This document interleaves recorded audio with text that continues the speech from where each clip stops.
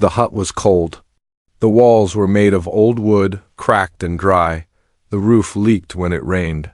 Inside, a young alien girl named Zalari lay on the floor, her arms wrapped around her thin body. Her skin, once glowing and smooth, was now pale and dry. She hadn't eaten in 3 days. She couldn't remember the last time she felt warm or safe. The door had been locked from the outside. Her own people had put her in this place far from the village, far from any help. They told her. She was sick, broken, useless. They didn't want to deal with her anymore. So they threw her away like trash. Zalari tried to sit up, but her body was too weak. Her arms shook, her head spun. She fell back onto the cold floor. Her stomach ached. Her lips were cracked. Even speaking hurt now. Her eyes stared at the wooden roof above her. "Please," she whispered, her voice dry like sand. "Someone, please find me." No answer came, only silence outside. The wind blew through the trees. Leaves danced in the air, but no one walked past the hut. No one even knew she was their daughter, so she thought. Far away, a human man named Marcus walked through the thick woods. He was a soldier, a traveler, and a scavenger. His small ship had landed nearby a few days ago. He was looking for parts, food, and shelter. As he moved, he heard something strange, like a voice carried by the wind. He stopped. "Huh?" The voice was so faint, almost not there. But Marcus had good ears. Years of war and survival had sharpened all his senses. He followed the sound. Minutes later, he found a small path hidden behind thick plants. He pushed through and saw a broken wooden hut. It looked abandoned. He stepped closer. The air smelled wrong, like rot, sadness, and something else, something alive. His hand went to his sidearm. Quietly, he stepped to the door. Locked. He pressed his ear to the wood. Nothing. Then a soft sound. Breathing, faint, weak. Marcus didn't wait. He kicked. The door hard. Crack. The old wood broke. The door flew open, dust rising into the air. His eyes scanned the dark room. And then he saw her, a girl alien, barely moving, lying on the ground. Her body was too thin. Her skin had strange glowing marks. Her lips were blue. Her eyes were open, but barely. She looked at him like he was a dream. Marcus rushed to her side. "Hey, can you hear me?" She blinked slowly. Her voice came out like wind. "Please, don't leave." "I'm not going anywhere," Marcus said. He gently picked her up. She was so light, like feathers. Her skin felt cold, too cold. He wrapped her in his jacket and stepped outside. The forest was silent. He moved quickly. Back to his camp nearby. In the clearing, his small fire was still burning. He laid her down on a blanket and opened his pack. He had some warm broth, energy bars, and clean water. "Drink this," he said. Lifting her head carefully, she sipped the broth slowly. Her hands shook, but she didn't stop. Tears rolled down her cheeks. "Easy now," he said softly. "You're safe." "Why did you help me?" she asked, voice weak. Marcus looked at her for a moment. "Because no one else did." That night she slept near the fire, wrapped in warm clothes. Marcus stayed awake, watching the dark trees. His mind was full of questions. Who was she? Why was she locked in that hut? And who left her there to die? He didn't know the answers yet, but he knew one thing for sure. He couldn't walk away from her now. The fire crackled gently in the dark. The stars above were quiet, like silent watchers in the sky. Zalari lay wrapped in warm blankets, her breathing soft but still shaky, her eyes opened slowly. The smell of smoke and soup filled the air. For a moment she thought she was dreaming. Then she saw him again, the human, sitting by the fire. His weapon rested near him, but his eyes were on her, watchful. She didn't know his name. She didn't know why he had saved her. But she knew this. He didn't look at her with fear or disgust. He looked at her like she mattered. She tried to sit up. Marcus stood and gently helped her. "Careful," he said. "You're still weak." Zalari nodded, her voice barely a whisper. "Thank you." Marcus handed her a small cup of warm broth. "Drink slowly," she sipped. The heat burned her dry throat, but it was a good kind of pain. It meant she was alive. For a while they said nothing. The fire filled the silence. Then she spoke again. "Why did you come to that place?" I heard a voice, Marcus said. Yours, or maybe just a whisper of it. I followed it. Zalari blinked. No one's ever followed my voice before. Marcus gave a small smile. They should have. She looked at him closely. His face had small scars. His hands were rough. But his eyes were kind. Like the stars, but warmer. I'm Zalari, she said. Marcus, he replied. They sat in silence again. But it was not awkward. It was soft, peaceful, like two broken things resting near each other, just trying to breathe. After a while, Marcus asked, Why were you in that hut? Zalari looked down. Her hands clutched the blanket tighter. I was born into the house of Drexa, she said slowly. A noble family on my planet, rich, respected, feared. Marcus listened without interrupting. When I was a child, they said I was special. My blood, it glowed. They said it held power. They tested me. Took my blood, my skin, my mind. She paused, eyes filled with pain. But the power never came. I became sick, weak, so they threw me away. Marcus's fists clenched. They did that to their own? She nodded. They locked me in that hut weeks ago, told the villagers to forget me. I begged. I cried. No one came. I thought I would die there. Marcus said nothing for a moment. His jaw tightened. Then he said, Not anymore. Zalari looked up. What do you mean? You're not going back there, he said firmly. I don't care who they are, but I have no home, no family. I am broken? Marcus leaned forward. His voice was low but strong. Listen to me. You're not broken, you're surviving. That takes more strength than any power in your blood. Zalari's throat tightened. No one had ever spoken to her like that, not even once. Suddenly, a noise echoed from the trees. A snap of a twig. Marcus stood fast, grabbing his weapon. Stay down, he whispered. Zalari froze. Her heart pounded. The forest grew still again. Marcus scanned the trees. Nothing moved, but he didn't relax. Something's out there, he said.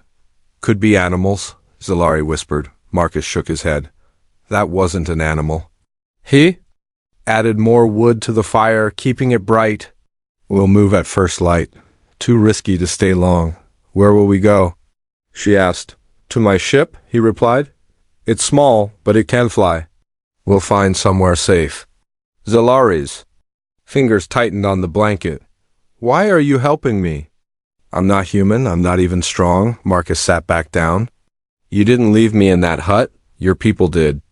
I fight for those who don't deserve pain, and right now that's you. She didn't know what to say. All her life she was used then forgotten. Now a stranger crossed a forest, kicked down a door, and gave her warmth. Why? Because he had a heart, the kind her people never had. That night she couldn't sleep. She stared at the stars through the trees. For the first time in years, she didn't feel completely alone, but far away, deep in the dark forest. Others were moving. Eyes watched their fire. A signal was sent. Target found. Prepare for retrieval. The sun had not yet risen, but the sky was starting to glow. A cold wind moved through the trees, brushing the leaves like soft whispers. Marcus packed their things while keeping his ears sharp. Every sound felt louder in the quiet. Zalari sat near the fire, holding a small cup of water. Her eyes stared at the flames, but her mind was far away. Marcus walked over and crouched beside her. We need to move soon, he said. She nodded slowly. You okay? He asked. I haven't been okay for a long time, she said quietly, but I'm not scared anymore. Marcus gave a small smile. That's something. She looked at him then, really looked. His eyes were tired but steady. His hands moved with purpose. He was not just strong, he was careful, kind. Can I show you something?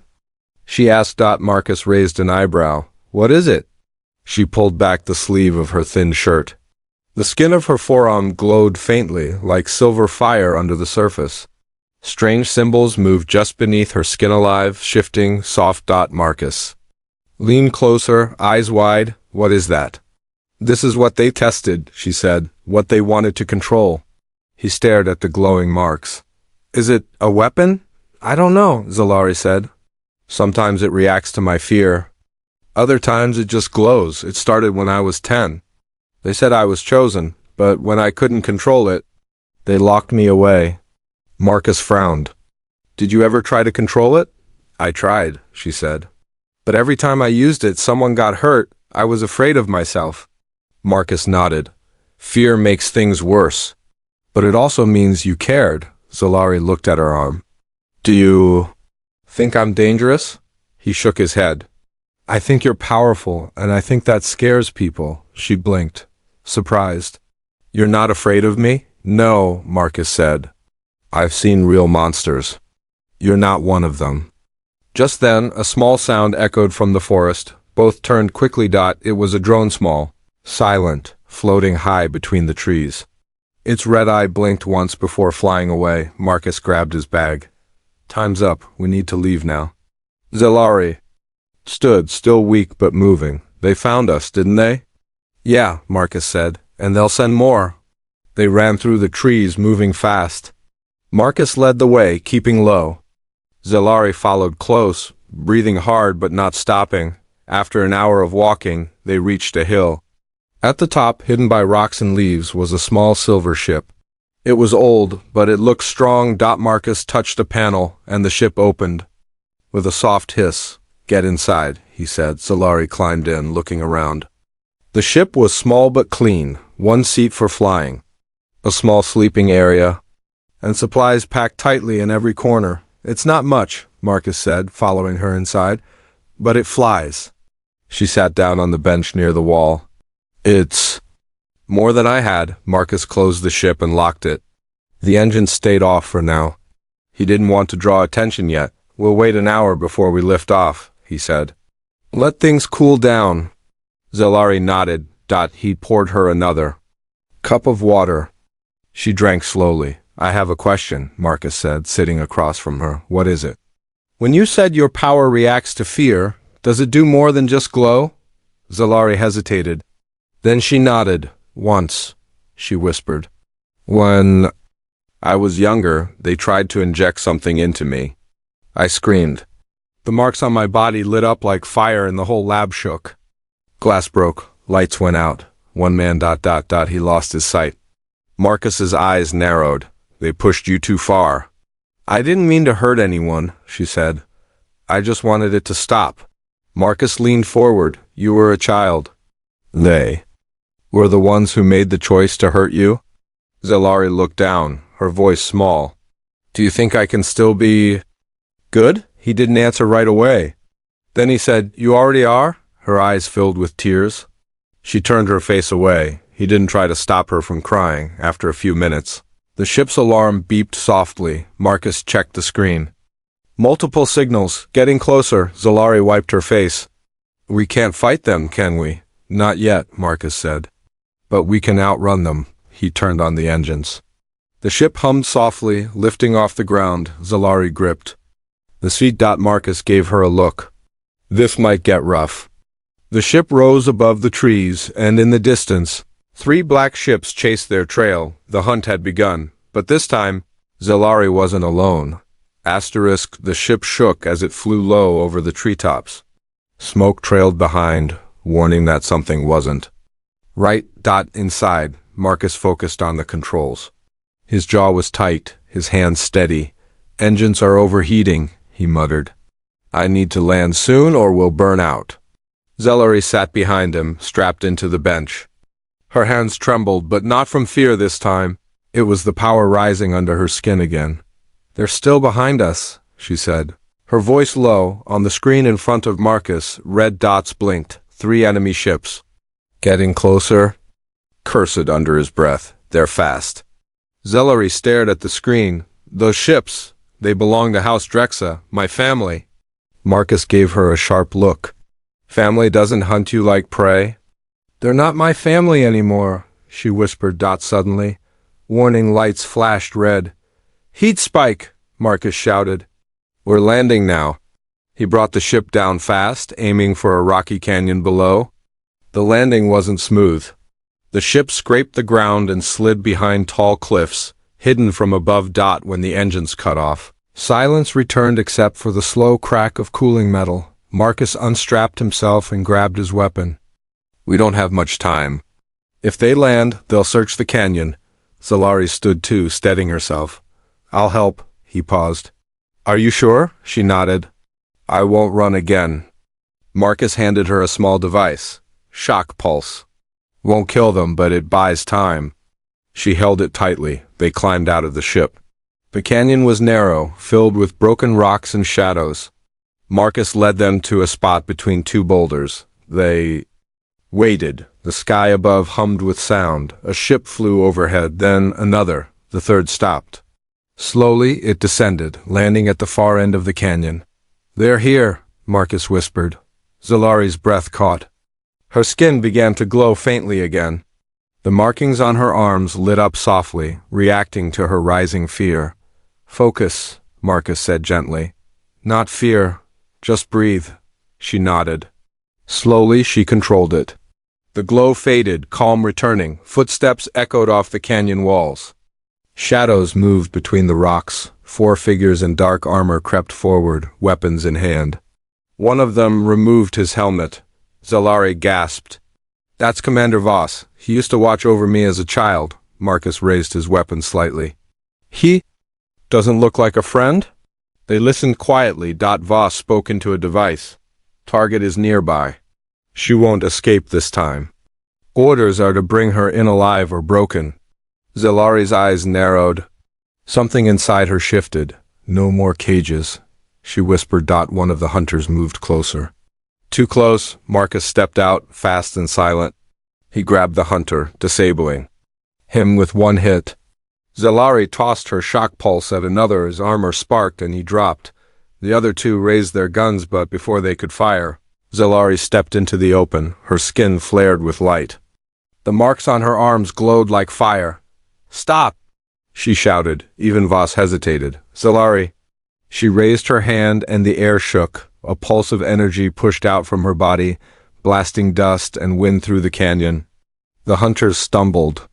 Dropping to one knee, Voss stared at her in shock. You've learned control, Zalari's voice was firm. I learned from someone who cared. Marcus joined her side, weapon ready. You're outnumbered, Voss growled. No, Marcus said. You're out of chances. The canyon filled with silence again. Then Voss raised a hand and the hunters backed away slowly. This isn't over, he said. The High Council will come next. Marcus stepped forward. If they do, I'll be waiting.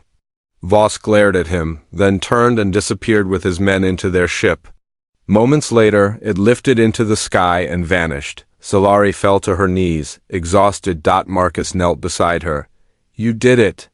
She looked up at him, tears in her eyes. I didn't hurt anyone. I stopped myself. He smiled. You're stronger than you think. I was so scared, she whispered. You controlled it, he said. That matters. She reached for his hand. Thank you, Marcus, for everything. He held her hand gently. The canyon was quiet again. But in their hearts, a new fire had started, one of trust, of hope, of something stronger than fear. Together, they walked back to the ship. Tomorrow would bring new dangers. But for now, they had survived, and Zalari was no longer a girl hiding from her past. She was ready to face it. The ship rested deep inside a cave, hidden from the sky. Soft light glowed from the walls as Marcus worked beside a small metal table. He had removed part of the ship's floor to reach the power core. Sparks flew as he adjusted the wires. Nearby, Zalari sat cross-legged, watching him closely. Her arms were wrapped in soft bandages. Her glowing marks had calmed, but her mind still burned with memory. They'll come again, won't they? She asked. Marcus didn't look up. Yes, and next time they'll bring more. Maybe I should run, she said softly. Marcus finally turned to her. You've been running your whole life. Where did that get you? She looked down. Dark hut. He walked over and sat beside her. You're not that scared girl anymore. You stood up to them. You controlled your power. It was only for a moment. That's all it takes, Marcus said. A moment of courage can change everything. Zalari stared at her glowing fingers. I want to be strong, not just to survive, but to protect. Marcus smiled. Good, then we start now. He opened a small case. Inside were simple tools, gloves, wires, a training blade, and a strange silver bracelet. What's that? She asked. A bond link, he said. Humans use it to sync weapons to energy signatures, but I think it can do more. He placed it gently on her wrist. The metal lit up and shifted, fitting her arm like it had always belonged there. It's warm, she said. It's reading you, Marcus explained. Your power talks. Now this will listen. The bracelet pulsed in time with the light on her arms. Zalari stood slowly. Show me what to do. They stepped outside the ship into the open part of the cave. The floor was flat and wide, perfect for training. Marcus held the practice blade. Let's begin. The first hour was hard. Zalari's movements were slow, her balance weak. Every time she stumbled, she growled in frustration. I'm too soft, she said. Marcus handed her the blade again. Steel is soft before it's forged.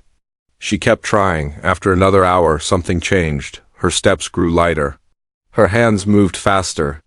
And then, without meaning to, she focused, and her energy moved into the blade. A blue spark flashed. Marcus grinned. That's it. Zalari looked at the blade in her hand. The edge shimmered like moonlight. I did that? You did, he said.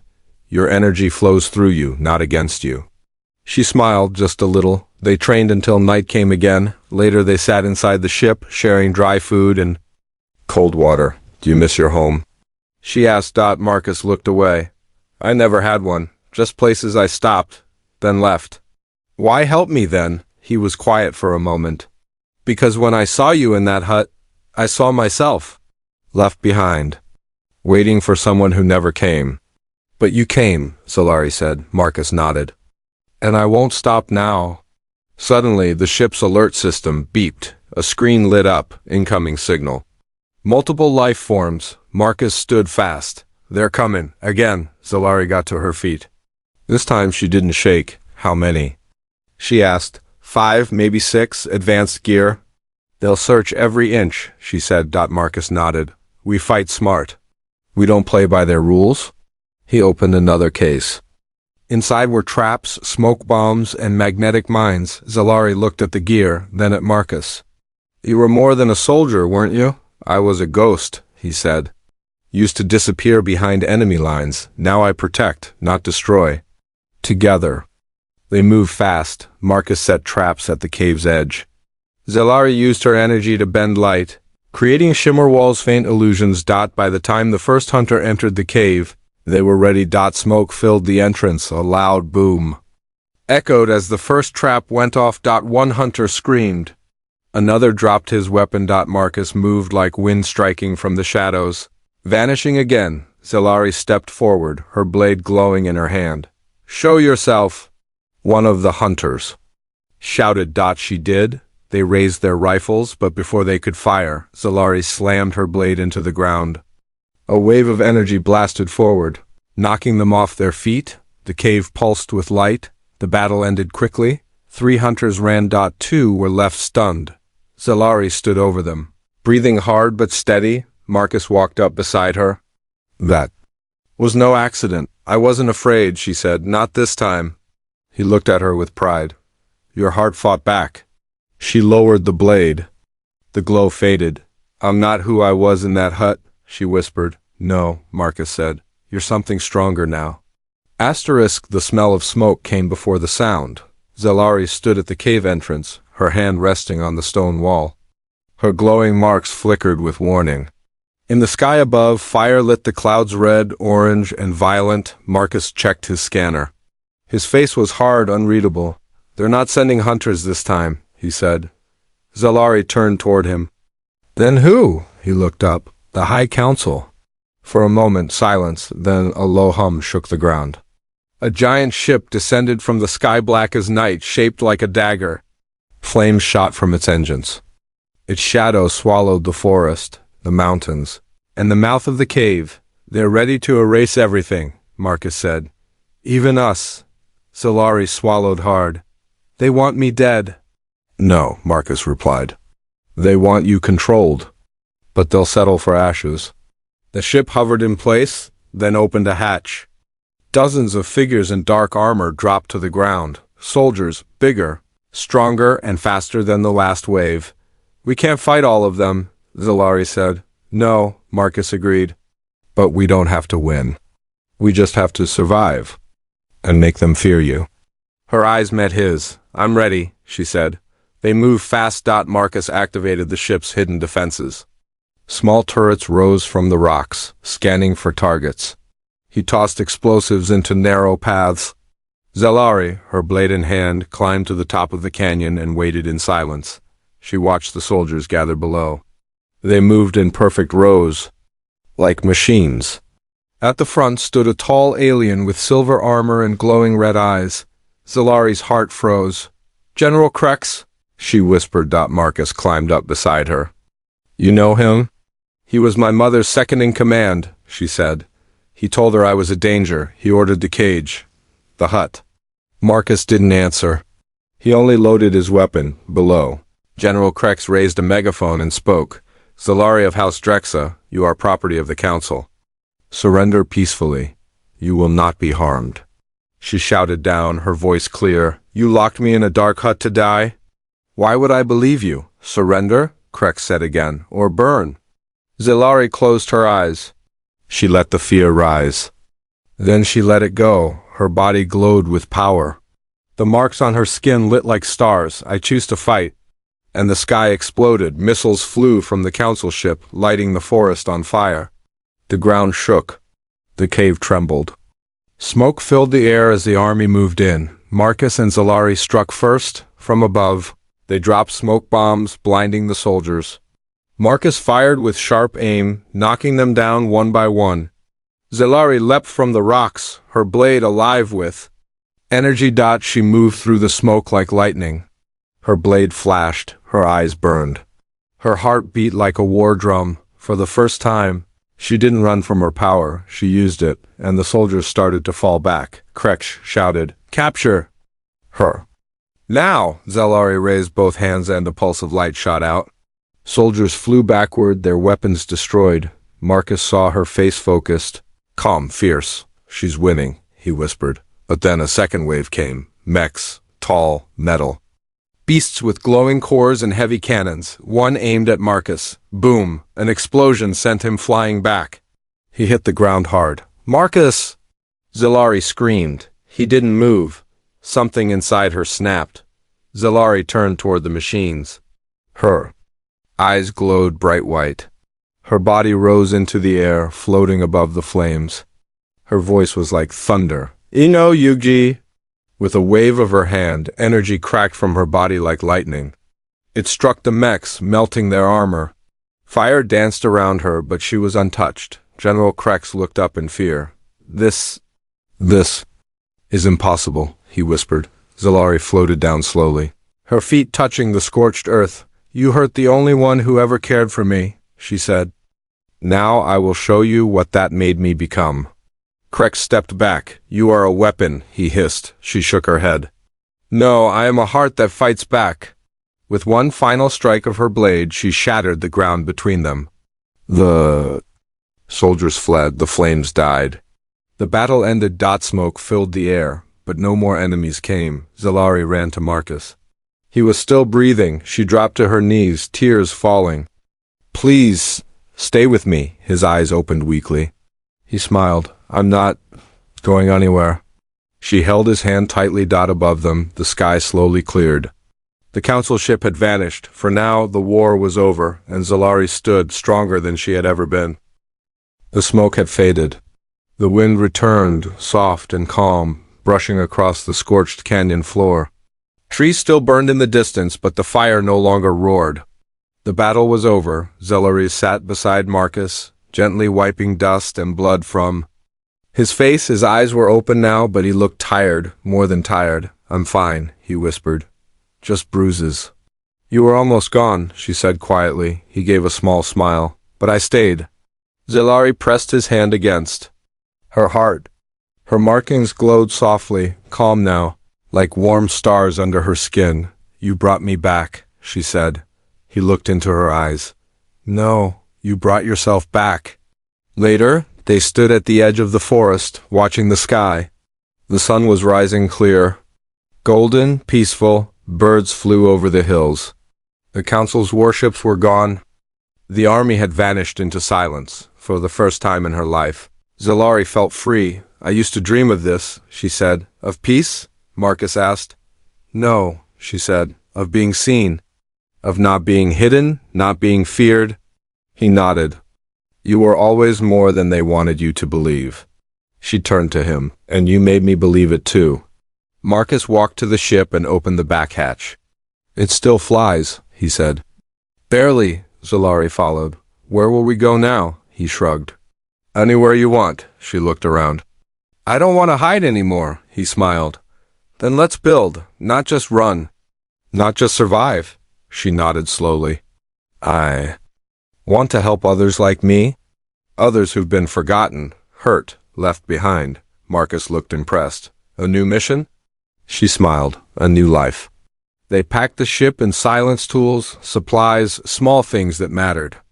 The wounds would take time to heal, but they had time now. As they lifted off, the ground below looked different, less like a battlefield, more like a memory. They flew for hours. The world passed below them, mountains, oceans, valleys, old cities, filled with dust and silence. Finally, they reached a quiet green hill overlooking a river. There was nothing there, just land and wind. Perfect. This is the place, Zalari said. They landed the ship, stepped outside, and breathed in the air. Marcus stood behind her, arms crossed. You sure? She nodded. It feels right. He smiled. Then let's begin. They built a shelter for small, strong, and warm. Zalari used her energy to shape the walls, her power no longer wild, but focused. Marcus crafted tools, cooked meals, and helped her train every day, each night. They sat beside a new fire, sharing stories, laughing, healing. And each morning, more came, a lonely mother with scars across her back. A child who glowed like Zalari once did. A warrior who had thrown down his sword and walked away from war. Zalari welcomed them all. She was no longer the girl left in the dark hut. She was the light now. One evening, as the sun fell behind the hills, Marcus handed her something. Wrapped in cloth. What's this? She asked. Open it, he said. She did. Inside was a small silver pendant, simple, shaped like a flame. I found the metal in the canyon, Marcus said. You lit that place up? You changed everything. Zalari held it tightly. I don't need gifts. It's not a gift, Marcus said. It's a mark, a reminder of what you are. She looked at him. What am I? He stepped closer, his voice gentle. You're proof that even in the darkest place, something beautiful can survive. Her eyes filled with tears, but they didn't fall. She stood straighter. She wasn't broken. She was becoming. Later, a small group gathered around the fire.